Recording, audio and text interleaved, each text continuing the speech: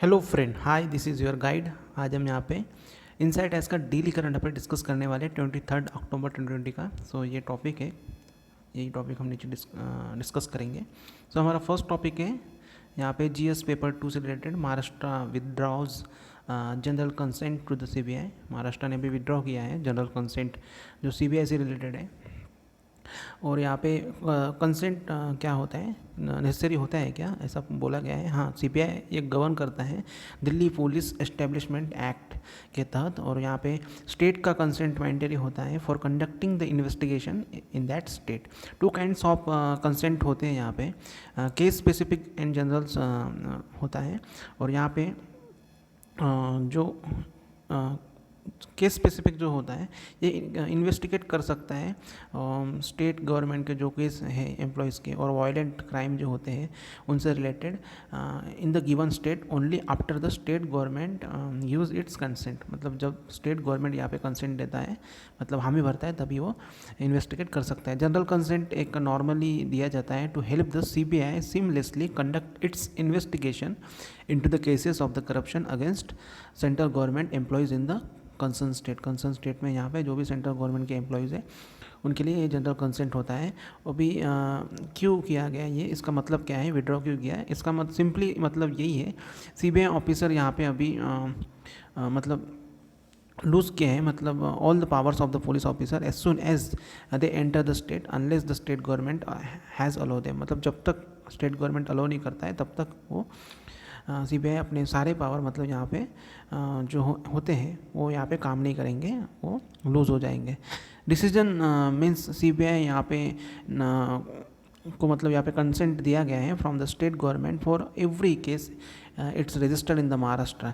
मतलब इस डिसीजन का मतलब यही है कि जो भी मतलब अभी ये विड्रॉ किया है, इससे क्या होगा, सीबीआई को मतलब कंसेंट दिया जाएगा जो भी केसेस है रजिस्टर्ड है महाराष्ट्र में।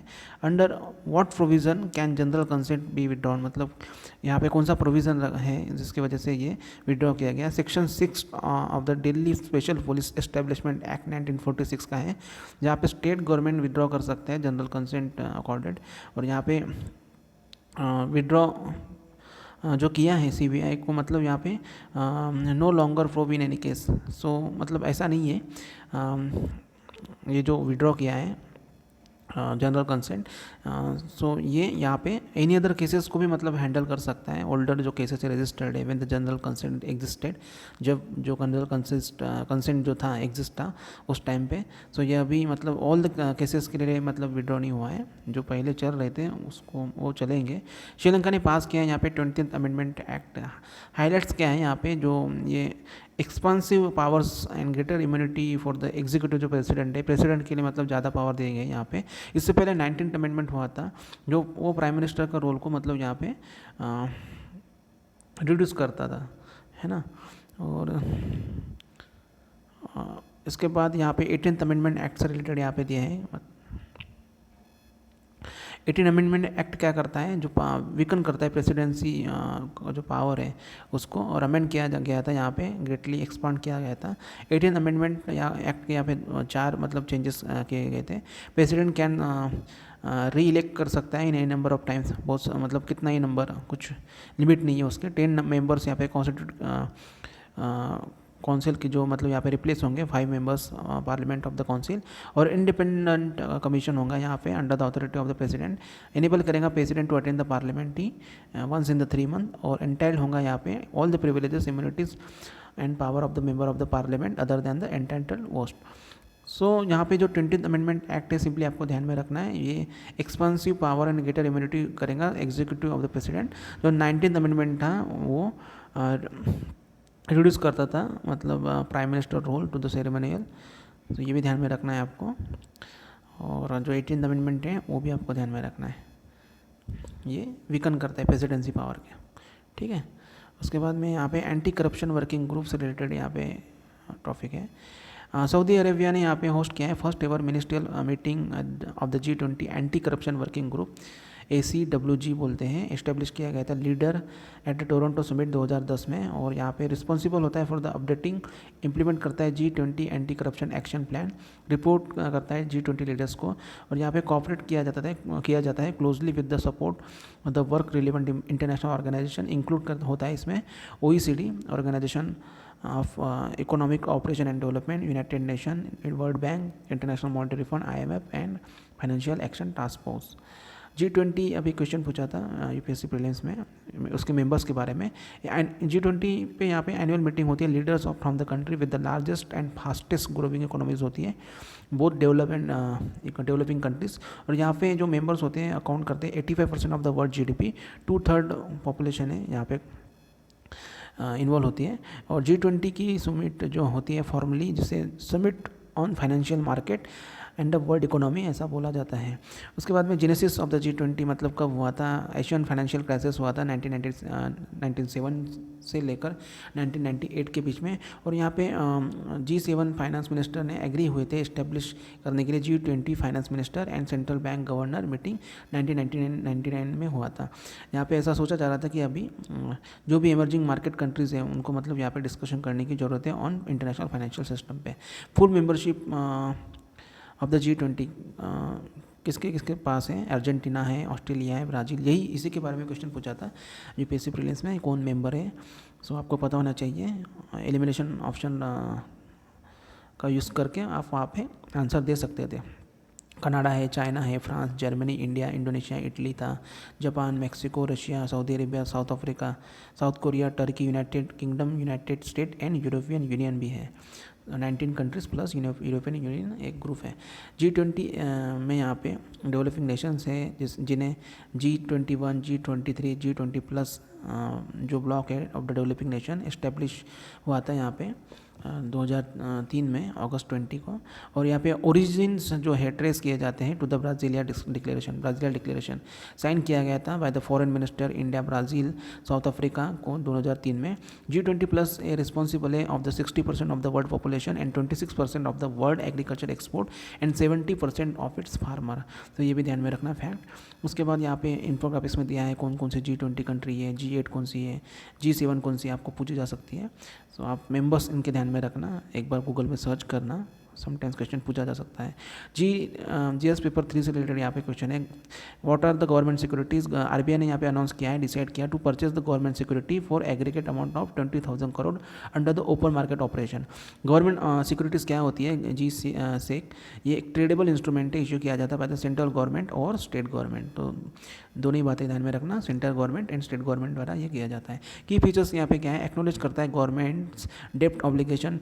और यहाँ पे दोनों ही जो सिक्योरिटीज़ होती हैं बहुत शॉर्ट टर्म, जिसे ट्रेजरी बिल होता है with maturity less than 1 year का होता है, एंड लॉन्ग टर्म होती है गवर्नमेंट बॉन्ड्स और dated security with the original maturity यहाँ पे 1 साल से ज़्यादा भी हो सकती है।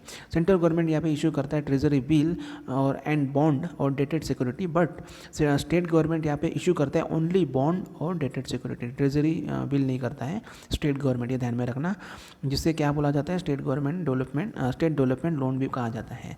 ठीक है, ये इशू जो किया जाता है बाय द गवर्नमेंट, ये कैरी होता है no risk of the default and इसे risk free gilt edge instrument भी बोला जाता है, risk free gilt edge instrument. तो ये भी फैक्ट ध्यान में रखना। FPI यहाँ पे अलो किया जाता है to participate in the government security market within the quantitative limit prescribe from time to time. उसके बाद में यहाँ पे गवर्नमेंट सिक्योरिटी वॉलेटाइल GSEC के बारे में यहाँ पे प्राइस फ्लक्चुएट होता है sharply in the secondary market. Factors affecting the prices, क्या फैक्टर्स यहाँ पे, demand in supply of the security, changes in the interest in the economy and other micro economics factors such as liquidity and inflation, developments in the market like money, foreign exchange, credit, capital market and development in the international bond market, specially the US Treasury policy action by the RBI like change repo, cash reserves and open market operations। so ये factors आप ध्यान में रखना। Demand supply, changes in the interest rate, development in the other markets and international bond market में भी development होते हैं। यहाँ पे पॉलिसीज एक्शन ली जाती है by the RBI like changes किए जाते हैं repo rate, cash reserve ratio and open market operation. So ये इंपॉर्टेंट है, ध्यान में रखना, इससे क्वेश्चन पूछा जा सकता है।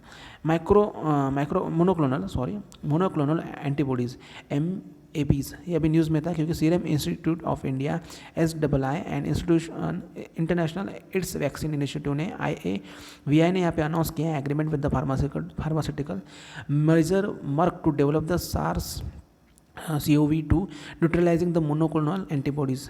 अभी ये क्या है, एक मैन मेड प्रोटीन है, एक्ट करता है human antibodies in the human system, और यहाँ पे को इन्वेंटेड किया गया था इसे IAVI and Scripps research as an innovative interventions to address the कोविड-19 पैंडेमिक के लिए। ठीक है, सो यहाँ पे पॉलीक्लोनल एंड मोनोक्लोनल से मतलब डिफरेंस दिया है।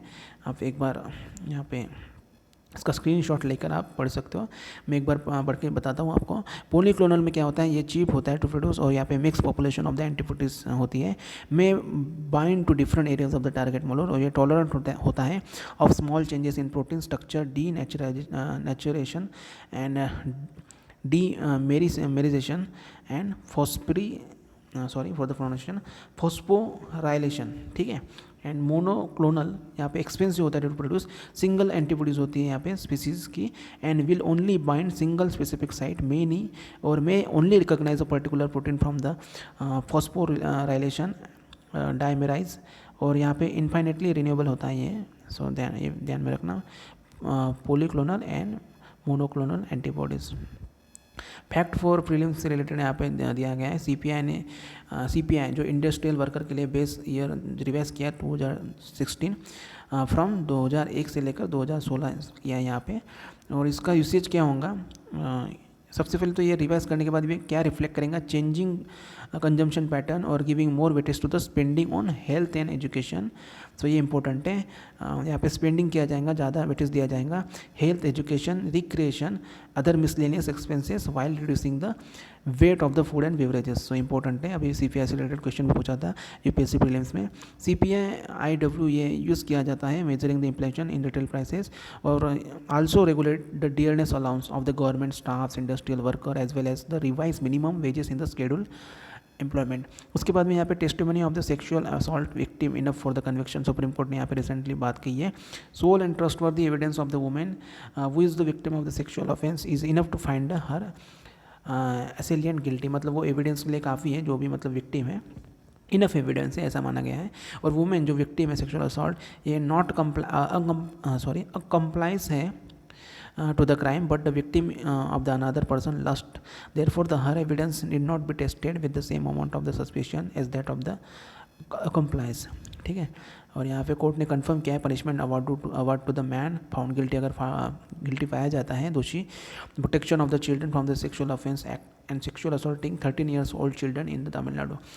Anti tank guided missile ATGM Nag, ये अभी न्यूज़ में था, DRDO ने रिसेंटली जो फाइनल ट्रायल है यहाँ पे जो 3rd generation anti tank guided missile का है, पोखरन के मतलब फायरिंग रेंज में यहाँ पे किया है, डेवलप किया गया इंडिजिनसली बाय द DRDO द्वारा, और Nag ATGM can be launch from both land as well as airways platform. So ये इंपॉर्टेंट फैक्ट है, लैंड से भी होता है, एयर से भी होता है, with the range of the 4 to 7 kilometre, और मिसाइल यहाँ पे फिट की जा सकती है home development infra seeker and avionics, the capability possessed by the only a few nation in the world. So ये भी ध्यान में रख सकते हो, ये जो कैपेबिलिटी है पजेस की जाती है only a few nations in the world, उसमें हमारा इंडिया भी आता है। So Nag anti tank guided missile देख सकते हो आप।